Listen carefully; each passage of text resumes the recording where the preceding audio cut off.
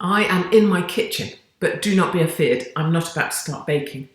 I always thought baking was really for people who didn't like sports at school or didn't like to run. So don't have a lot in common with anybody who likes to make a cake and put a picture of it on the internet. But if you do that, that's marvellous. And what I wanted to talk about actually, while sat in my kitchen, was some of the things people have been finding helpful. So from the last live I did on YouTube, I've been kind of overwhelmed with people writing in to say they found it helpful listening to letters from other people, talking about how they're struggling and thoughts around how to get through that. So I thought today I would share just a couple of thoughts or things I do that help you get through certain things. Now, for some people, dark days may be lockdown. Maybe that something bad happened to you. It may be that you've just been fired from your job. It may be that you can't get enough hours at your place of work. It may be that you don't want the jab and now no one wants to talk to you because Jennifer Aniston says she's cut all the unvaccinated out of her life. I mean, to be fair to Jen, she was only really ever known for having great hair, wasn't she? Not as being somebody who you should take medical advice from. Although these days I'd argue that taking it from anybody involved in medical practice who subscribe to the bullshit of COVID is not someone to take medical advice from. I digress. I thought I would share a couple of things that might be helpful to you in terms of thinking to get through a day. And as I look out of my kitchen windows onto my garden, it's grey here. So it's August. It's supposed to be summer in the UK. It's bloody grey. It's cold. It feels like October, November, autumn time. And I will say that waking up under blue sky, if you're a Californian, for example, or a Floridian, everything is easier under blue sky. So British people right now, not only is it a bit shit here, but it's also very grey. And that's why we're a grey kind of people from time to time.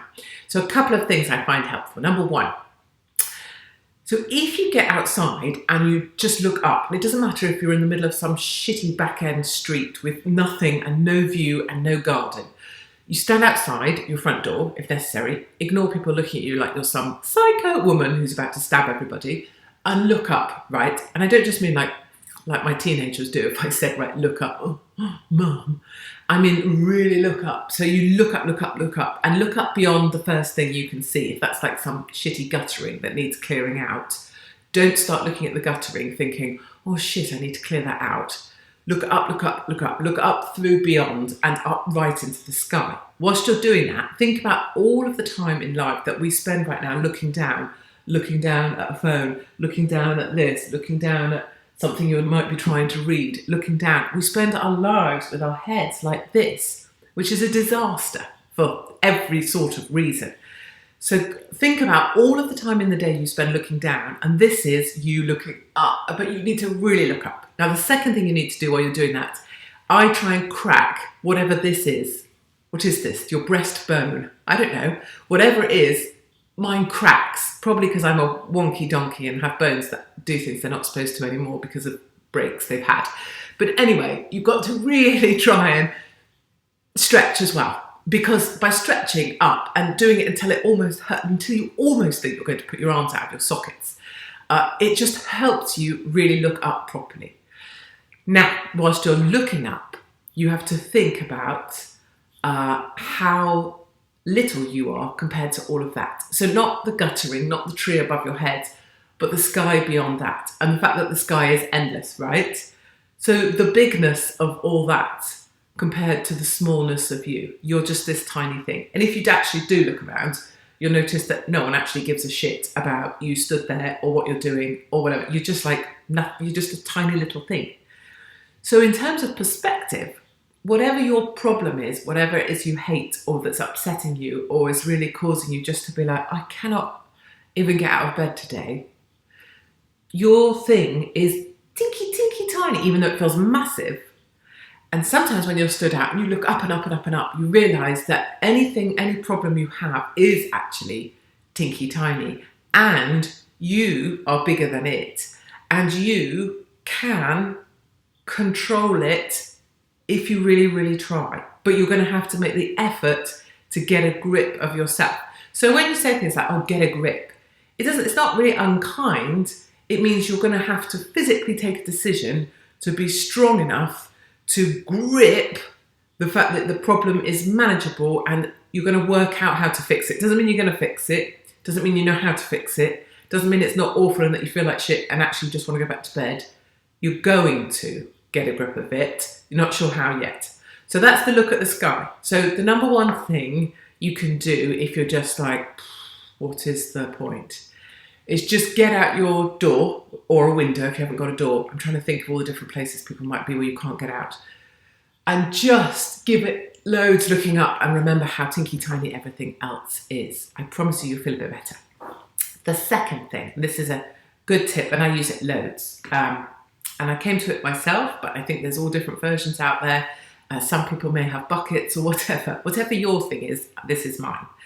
So when something happens that's particularly troubling in your head and it's just and then suddenly you find yourself maybe doing the dishes and you're worrying about it, or you are putting stuff away in your room and you're worrying about it, or you're driving down the road and you miss where you're even supposed to go because you're worrying about this thing. You have to kind of decide, just pull the car over and decide, what is it? What is this thing going round and around and around in my head? And you have to work out what it is. Then you have to work out, why is it upsetting you? So let's take an example of, it's a group chat with your friends and someone on there has said something and it's going round and it was particularly unkind to you, and even if it was disguised in a friendly manner, it's really bugging and it's going round and round. Okay, you have to work that out, what it was that upset you.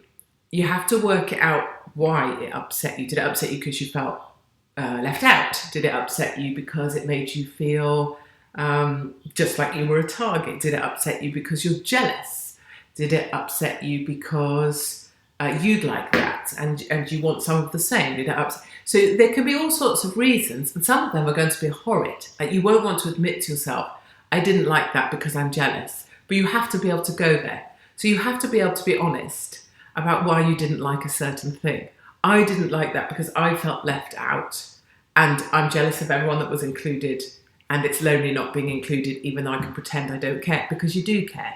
So it's pointless saying, I don't care. Well, sod them, I don't care.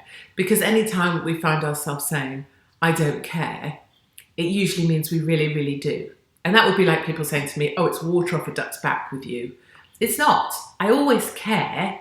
Just like I can read stuff about myself I know isn't true. You don't just say, oh, well, that's a load of bullshit. Off I merrily trot. You have to work out, why does that seem particularly unfair? Okay, it's because of this. Did I do that? No, I didn't. People that know me know better. Off we get. So you process it. This is where the box comes in. You don't need to have this box. It can be any box. I particularly like this box.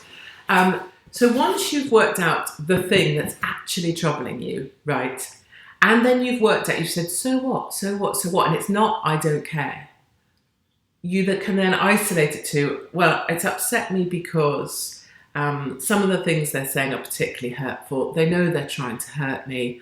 And I'm also hurt because other people have rallied around and joined in and taken a side. Okay, fine. You've isolated the thing and why it hurts. So now what you have to do to free your head is you take the thing, which we're going to, it's unlikely that what you're bothered about is a black Sharpie, but let's just imagine, you take the thing that's upsetting you, the group chat where people were unkind, and now you've worked your way through why it is, you're going to put it in the box, right? And then you take that whole thought and then you can put it on a shelf. Now, obviously I'm looking for a shelf to put it on so as to demonstrate, as if you might be stupid, which you're not. So you can imagine me putting this on a shelf. So here we go. So you put it on a shelf. Okay, done. And now you're going to try and do something else. And this is where you have to click into discipline of, right, I'm going to try and do one thing. What can I do? Just do one next thing. It can be cleaning your teeth. It can be having a shower. It can be sweeping the kitchen floor. I've just looked around and realised it's high time I did mine. It can be giving a phone call to someone unrelated. Definitely don't talking about it. Talk about something else. It could be going for a 5-minute walk, or maybe set your step counter on your phone and see if you can do 1,000 steps and then come back. Now, it might be later in the day, that thought comes back, it's back there again. Oh, it's back, oh, so tired, it gets tiring. We can all make out like this doesn't happen. This happens a lot. And under lockdown and being confined and going out less and going to the office less and having to be places less and not needing to get that train at this time and be at that meeting for this time, there's all this additional headspace where your brain can drive you crazy. That's partly what's going on in this country. So when you feel that thought coming back, you physically can get the box back, and you could actually have to travel around with the box, but you could put a little matchbox in your handbag. So you physically got that box so that you can open and shut it. So if the thought comes back and it's tiring you again, you get the box, you take out the thought that's upsetting you. So Sandra was particularly a cow on the group chat, and she said stuff about me that was particularly hurtful, and the others joined in and bollocks to it. And I feel hurt because it was unkind what she said, and there was no need to do that. You get the thought out again, and you start doing all that. You do the same process again. What was it upset me? What was it that actually upset me? Why am I actually hurt? Is it because you were left out? Is it because you're jealous? And how do I process that away? You might not know yet how you deal with it. Later, it might be that you're going to have a conversation with that person. It might be that you can talk to someone very privately, like your partner, about what happened. But you're going to take that and you're going to pop it back in the box until you're ready to deal with it again. And you repeat that process. So there's not a, nah, bollocks to it, I don't care. I believe that's one of the worst things you can do. I think what you have to do is get the box and keep processing it until you're at the point where you can resolve it. And if you think that time has happened, then you can resolve it. And if you still can't, you pop it back in the box and wait till you get to the point of it being resolved. Sometimes that can be being resolved by it being a long enough time that you can either forget it, or you can address it, or you can work out another way. You can write it down and delete the email, whatever it is. But you don't have to sort it all out at once. You don't have to find the answer all at once. But what you do need to do is clear some of your headspace. I describe it sometimes to my family, my husband and children, as my head's full. So you cease to be able to function correctly because your head's full. So you have to imagine it like a full space that you need to clear some space in. You know, like you were going to go to your garage or whatever and throw some stuff out to make some space. You have to do that for your head as well. Anyway, those are my kitchen thoughts. They went on rather longer than I anticipated. Who knew? I am trying to write all this stuff down as well, because it turns out this might be quite helpful. It turns out that by being one of the women who's been possibly the most hated, the most ostracised, the most cancelled, the most banned, the most removed, the most targeted, the most humiliated, whatever, in my public life, let alone stuff that's gone on in my private life. I mean, good at owning those. There's a book about that too. But by having these mechanisms I use, I think by sharing them with you, for some of you, they might be useful. Other people might say, no, I don't give a shit. This woman talks a load of old crap. And personally, that's absolutely fine as well. I just would ask you to remember that you're the one watching this and you didn't need to. Anyway, those are two top tips. So one of them is go, look up, look at the sky. Do not look at the gutter and do not find another job you need to do. Just remember how little you are and how small our problems actually are on the scale of this whole universe. And most of the universe doesn't give a crap about the things that you think matter or things that you think people are thinking about you. Most people aren't. Most people are trying to get their shopping done down Sainsbury's. And then the second thing is the box. When you find your head being so full, really think about clearing your headspace, putting some of it away, one item per box, processing as best you can, and then putting it away again.